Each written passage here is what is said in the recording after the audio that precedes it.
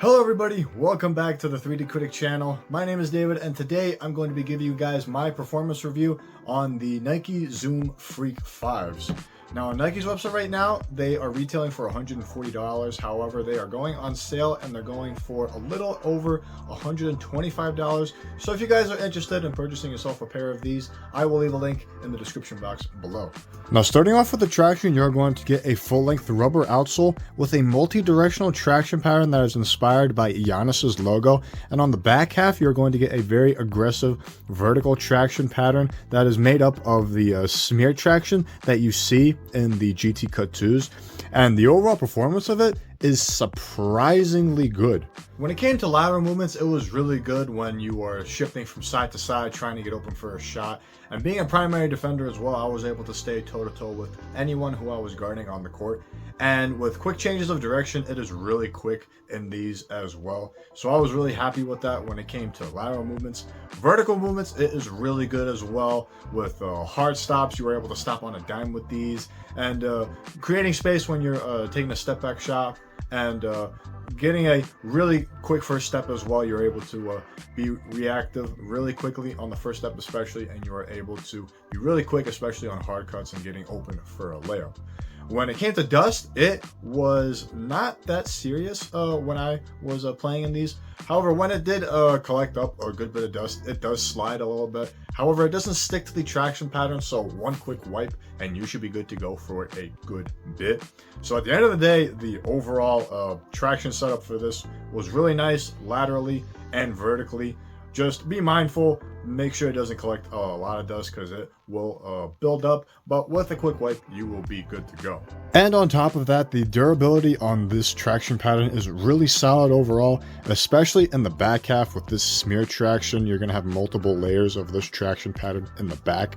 And in the front, the main sections of the traction pattern is holding up pretty well overall.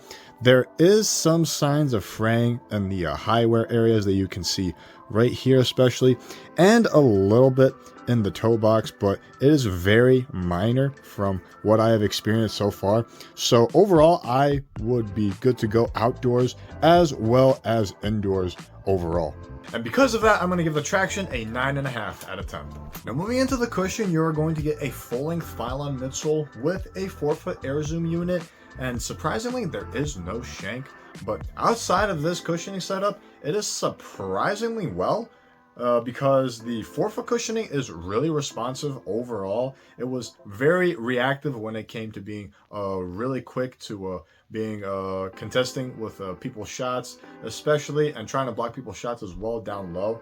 And it has a surprising amount of bounce as well, considering that there is no shank to give it that springboard-like feel. That way you're really explosive under your foot. And I was able to get really good rebounds because of that. And it was really stable under my foot when I was doing it as well. And when it came to the heel cushioning, it is surprisingly soft, especially since it is corked in the back of the heel, which you can see on the bottom of the traction pattern right here. And it gives it a really nice soft feel, and it has really good compression under your foot as well. And it didn't bottom out on me at all when I was playing in these, so I was surprised at how durable the cushioning setup is overall while I was playing in these. And the overall heel to toe transition because of that was really nice and smooth, and the transitions are really nice and quick, and they are snappy as well. That way you are able to be really quick with every single step that you take, and you're going to be really fast when you're transitioning from offense to defense and running up and down the court as well. However, since there is no shank, I feel like over a long period of time, the cushioning, especially in the heel, will bottom out a little bit, and it will start to get a little firm under your foot. But outside of that, it is holding up pretty well for me so far. So because of that, I'm going to give the cushion a 9.5 out of 10. Now moving into the materials, you're going to get some textile mesh material here on the lateral side of the shoe as well as in the medial. And when you get into the 4-foot, you're going to get this stitched on synthetic leather in the 4-foot as well as in the shoelace area right here, and goes all the way into the back of the shoe as well as in the heel portion. And for the tongue, you're going to get a standard mesh material tongue with some leather on the top of the tongue as well. The padding is nice overall when it comes to the touch, and you're going to get some nice padding in the heel as well. And when you move along to the lateral side, you're going to get this stitched on Nike logo that extends to the back of the heel as well. Based off of the overall materials, it is really nice and comfortable. I didn't have to break it in at all when I was playing at these. It felt really nice and really flexible under your foot once I started playing in these. And because it's really flexible, it doesn't have any pinching anywhere in the forefoot section, as well as in the midfoot section. There isn't any pinching considering the amount of padding that you're going to get in the tongue as well. So it's overall really nice and comfortable, and in the heel it is nicely padded. That way I didn't experience any discomfort in the back of my heel as well. So the overall materials are pretty basic overall, but it is really comfortable at the end of the day. And when it came to overall durability, the only signs of wear that I've experienced so far is from the stitching in the leather that you can see right here, and that has been the same issue on the other shoe as well.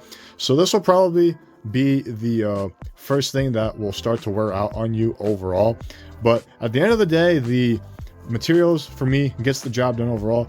It's slightly concerning with the stitching that's coming off on the synthetic leather here, but it's overall pretty good and comfortable. And because of that, I'm going to give the materials a 8 out of 10. Now, when it comes to the fit, I will go true to size. For me personally, in the forefoot, the width as well as the length was nice and perfect under my foot, and it conforms to my foot really well. That way it gives me a really nice snug one-to-one fit under my foot.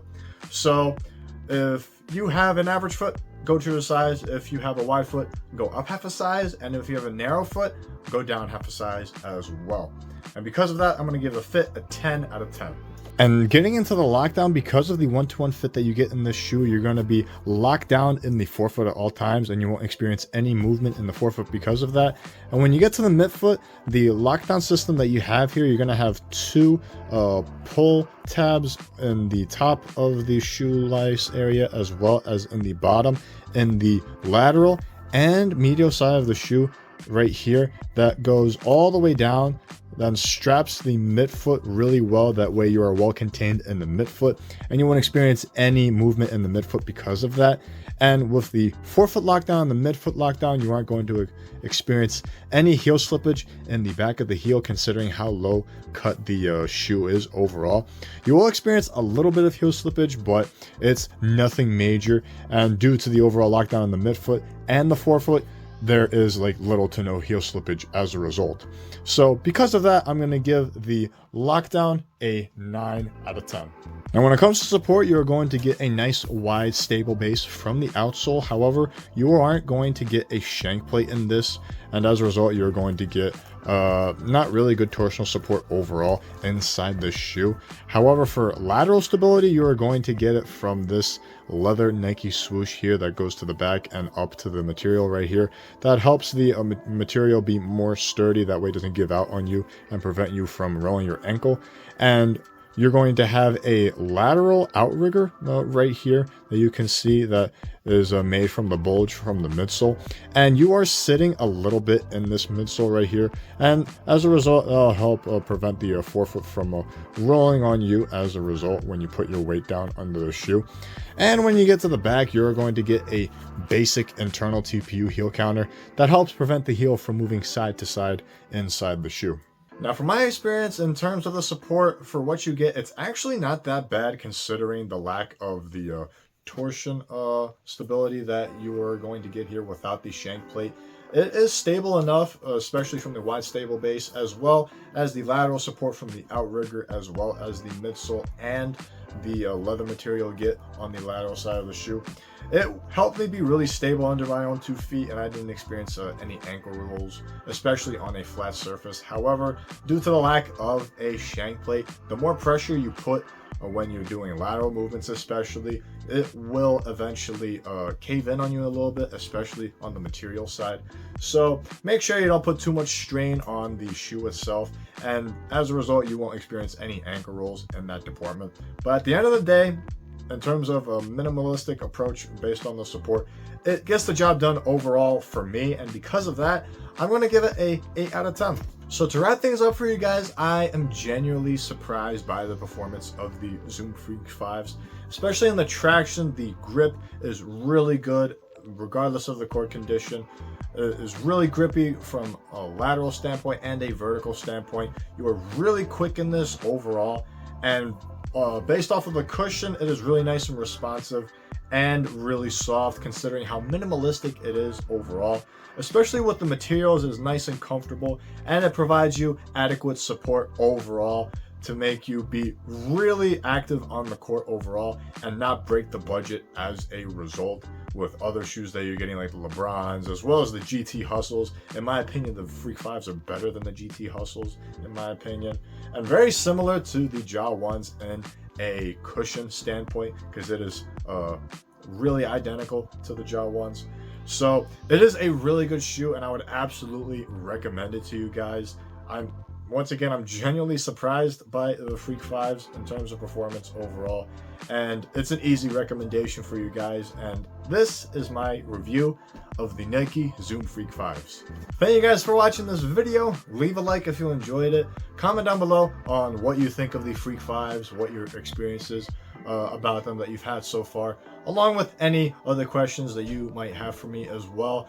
If you'd like to stay tuned to other videos I am doing, hit the subscribe button down below. It is greatly appreciated. As always, I appreciate the support that you do when you subscribe to my channel. It helps me out a lot. That way I can help this channel grow and make more videos for you guys. And if you would like to stay in touch with me via social media, I will leave my information in the description box below. I hope you guys enjoy the rest of the day. I hope this was beneficial to you guys, and until next time, keep shooting.